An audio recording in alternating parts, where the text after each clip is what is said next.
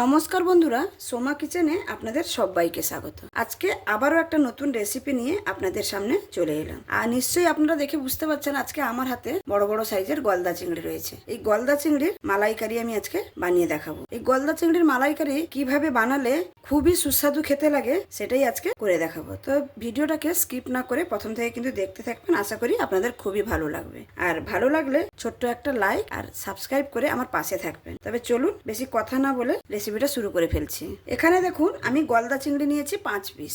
গলদা চিংড়ির সাইজগুলো দেখুন খুবই সুন্দর। এখানে আমি 5 পিস গলদা চিংড়ি নিয়েছি আর কেটে ভালো করে পরিষ্কার করে ধুয়ে রেখেছি। দেখুন গলদা চিংড়িটা আপনাদের আমি কেটে দেখাতে পারিনি, কিন্তু আমি আগেই কেটে নিয়েছিলাম।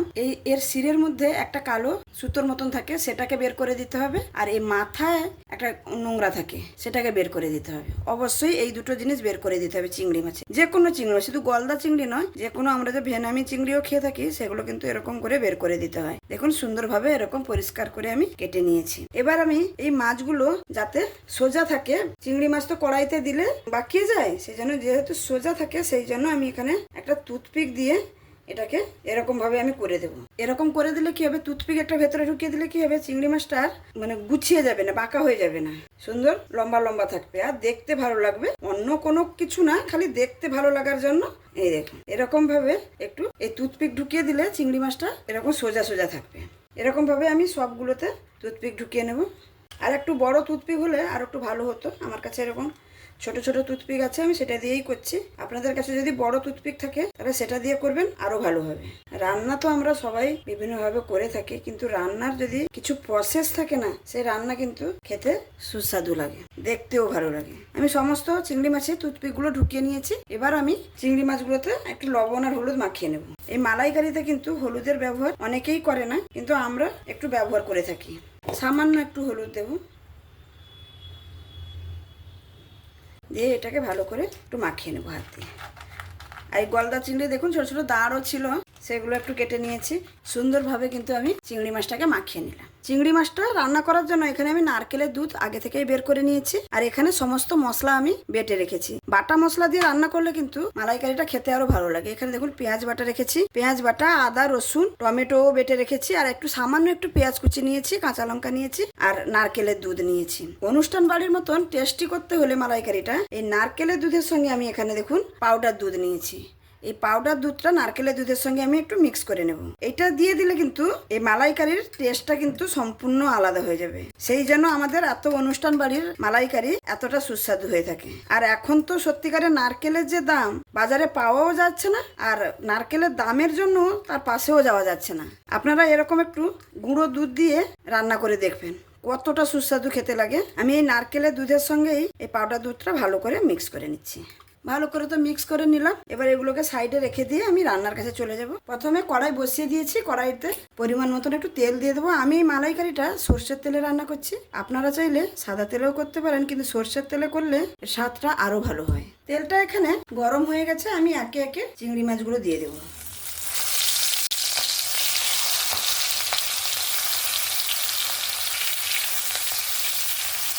আমি এরকম 3টে করে ভেজে নেব।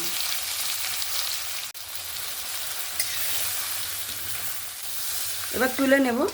এই টুথপিকটা ভরেছি বলে দেখুন চিংড়ি মাছটা অনেকটাই কিন্তু সোজা আছে, নাহলে একদম কিন্তু গুছিয়ে গোল হয়ে যেত।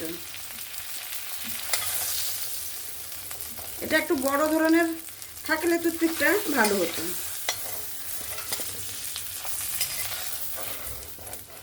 বাদ বাকি মাছগুলোকেও সেম ভাবে ভেজে নেব।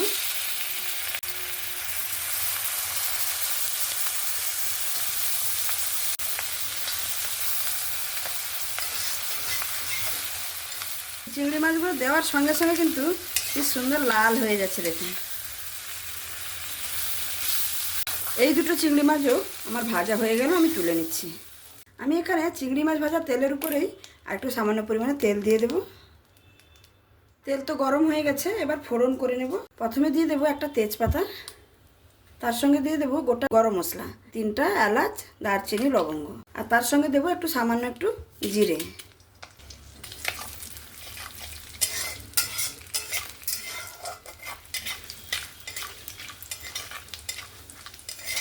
গ্যাসের ফ্লেমটা কিন্তু একদমই স্লোতে রেখেছি, দিয়ে সুন্দর করে ফোড়নটাকে ভেজে নেব। ফোড়ন থেকে সুন্দর একটা গন্ধ বেরোবে। আর এখানে যদি গ্যাসের ফ্লেমটা বেশি থাকে তাহলে কিন্তু ফোড়নগুলো তাড়াতাড়ি পুড়ে যাবে। পুড়ে গেলে এখানেই কিন্তু স্বাদটা নষ্ট হয়ে যাবে। সেই জন্য মালাইকারি সবসময় এই ফোড়নের সময় গ্যাসের ফ্লেম একদম স্লোতে রেখে ফোড়নটা ভেজে নিতে হবে। আমার এখানে ফোড়নটা সুন্দরভাবে ভাজা হয়ে গেছে। এবার আমি এখানে দিয়ে দেব পেঁয়াজ কুচি। পেঁয়াজ কুচির সঙ্গে 3টা চেরা কাঁচা লঙ্কাও আছে। এই রান্নাটা কিন্তু একদম ধৈর্য ধরে করতে হবে। গ্যাসের ফ্লেমটাকে বাড়িয়ে করলে মশলা পুড়িয়ে ফেললে চলবে না, তবে গিয়ে এর সঠিক স্বাদ পাওয়া যাবে। পেঁয়াজ আর কাঁচা লঙ্কাটাকে সুন্দরভাবে ভেজে নিয়েছি, দেখুন পুড়েও যায়নি, কিন্তু পেঁয়াজটা সুন্দর লাল লাল হয়ে গেছে। এবার আমি একে একে বাটা মশলাগুলো এখানে দিয়ে দেব। প্রথমে দিয়ে দেব পেঁয়াজ বাটা, রসুন বাটা, আদা বাটা, আর দেবো টমেটো বাটা। এই মালাইকারিতে এরকম বাটা মশলা ব্যবহার করলে কিন্তু খেতে ভালো লাগে। এবার আমি সমস্ত বাটা মশলা দিয়ে দিয়েছি। এবার গ্যাসের ফ্লেমটাকে একটু সামান্য বাড়িয়ে দেব।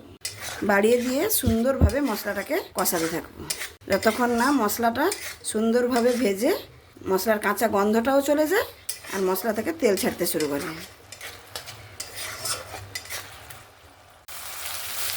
আমি এখানে সমস্ত মশলাটাকে ভালো করে 3-4 মিনিটের মতন ধরে আমি কষিয়ে নিয়েছি। দেখুন মশলা থেকে সুন্দরভাবে তেল ছাড়তে শুরু করেছে। এবার আমি এখানে গুঁড়ো মশলা ব্যবহার করব, যেগুলো আমরা রোজ প্রত্যেক দিনের ব্যবহারে আমরা রান্নাতে ব্যবহার করে থাকি। সামান্য একটু ঝাল লঙ্কার গুঁড়ো, কারণ মালাইকারিতে সবসময়ের জন্য একটু ঝালের ব্যবহার কম করতে হয়। পরিমাণ মতন লবণ,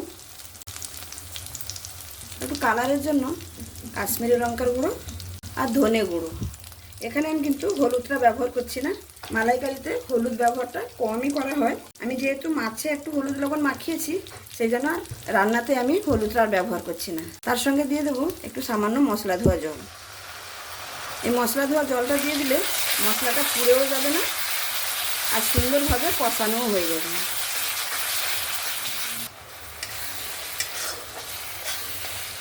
যে মশলাটাকে আবারও 2-3 মিনিট মতন কষিয়ে নেব।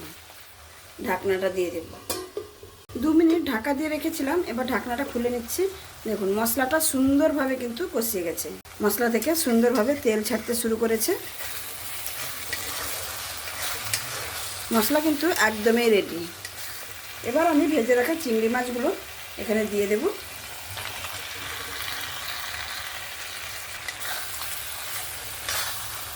দিয়ে মশলার সঙ্গে ভালো করে মিক্স করে নেব।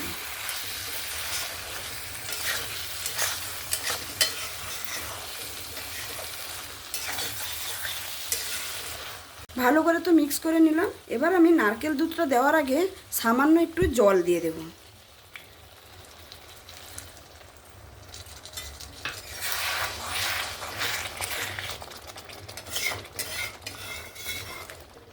জলটা দিয়ে আমি আবারও 2 মিনিট ঢাকা দিয়ে দেব। চিংড়ি মাছটা যতটুকু সেদ্ধ হতে বাকি আছে এখানে কিন্তু সেদ্ধ হয়ে যাবে। নারকেল দুধ দেওয়ার পরে কিন্তু বেশিক্ষণ ফোটানো যাবে না। 2 মিনিটের পরে আমি ঢাকনাটা খুলে নিচ্ছি।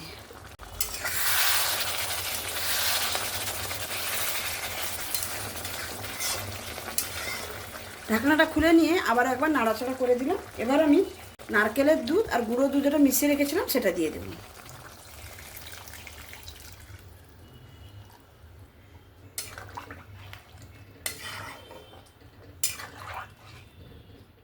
নারকেলের দুধ দিয়ে দিলাম।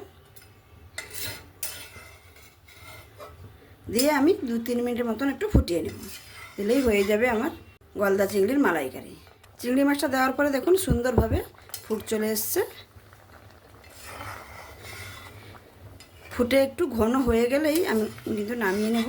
আর আমি এখানে চিনি বা গুড় কিছুই ব্যবহার করলাম না, কারণ আমি যেহেতু গুঁড়ো দুধ ব্যবহার করেছি, গুঁড়ো দুধের মধ্যে একটা মিষ্টি থাকে। আর আপনারা যদি একটু বেশি মিষ্টি খেতে পছন্দ করেন তাহলে একটু সামান্য একটু মিষ্টি দিয়ে দেবেন, কারণ মালাইকারি একটু মিষ্টি হলেই খেতে ভালো লাগে। এখানে আমি আর কিন্তু ঢাকা দেব না, এরকমভাবেই গ্যাসের ফ্লেমটাকে একদম হাই করে দিয়েছি, ফুটতে থাকবে এরকম।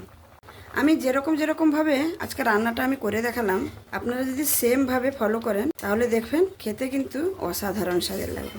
আর আমার এই রেসিপিটা যদি আপনাদের ভালো লেগে থাকে তাহলে একটু বন্ধুবান্ধবদের সঙ্গেও শেয়ার করে নেবেন। আমার রান্না দেখুন একদমই হয়ে গেছে, দেখুন কতটা সুন্দর হয়েছে, আর গ্রেভিটা কত সুন্দর ঘন হয়ে গেছে।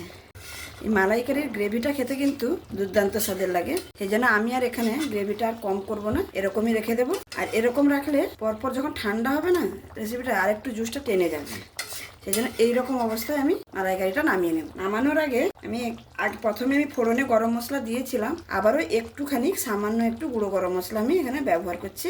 আর আপনারা যদি চান একটু ঘিও ব্যবহার করতে পারেন। আমার বাড়িতে আমার ছেলে একটু ঘি পছন্দ করে না, সেই জন্য আমি ঘি দিচ্ছি না, আমি শুধু একটু গরম মশলা দিয়ে দিলাম। রান্না একদমই কমপ্লিট। এবার আমি আপনাদের পরিবেশন করে দেখাচ্ছি।